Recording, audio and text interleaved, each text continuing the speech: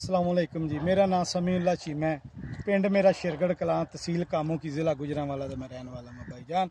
मैं एग फार्मां दा ज़हीनदार हाँ भाईजान। मैं एग फार्मां दी वोल्ट्रेल जिहड़ी है वो अपनी ज़मीन ते इस्तेमाल की है। काफ़ी देर तो मैं एग फार्मां दियां दवाइयां इस्तेमाल कर रहा हाँ। एग फार्मां दी जिहड़ी वोल्ट्रेल है वो मकई दी फसल के उत्ते जिन्ना गंद उगया सी, ठीक है, वो वेखो तुसी आप वेख सकते हो कि उन्हें गंद नूं जिहड़ा ना सारा टोटल साड़ दिता है, ठीक है।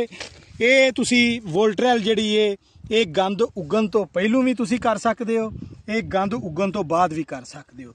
ਇਹਦੇ ਵਿੱਚ ਆ ਤੁਸੀਂ ਚੈੱਕ ਕਰ ਸਕਦੇ ਹੋ ਮੇਰੇ ਰਕਬੇ ਦੇ ਵਿੱਚ ਐਗ ਫਾਰਮਾਂ ਦੀ ਵੋਲਟਰੈਲ ਜਿਹੜੀ ਹੈ ਨਾ ਉਹ ਇਸਤੇਮਾਲ ਕਰਕੇ ਮੈਂ ਬੜਾ ਹੀ ਅੱਛਾ ਰਿਜ਼ਲਟ ਜਿਹੜਾ ਨਾ ਮੈਂ ਜ਼ਿਹਨੀ ਤੌਰ ਤੇ ਮੁਤਮਿਨ ਹਾਂ। ਐਗ ਫਾਰਮਾਂ ਦੇ ਜ਼ਹੀਨਦਾਰ ਮੇਰੇ ਭਾਈ ਜਿੰਨੇ ਵੀ ਹਨ ਨੇ, ਠੀਕ ਹੈ, ਉਹ ਆਪ ਜਿਹੜਾ ਨਾ ਵੋਲਟਰੈਲ ਲਿਆ ਕੇ ਇਸਤੇਮਾਲ ਕਰਨ ਤੇ ਇਨਸ਼ਾਅੱਲਾ ਤਾਲਾ ਬਿਹਤਰ ਰਿਜ਼ਲਟ ਆਏਗਾ। अस्सलाम।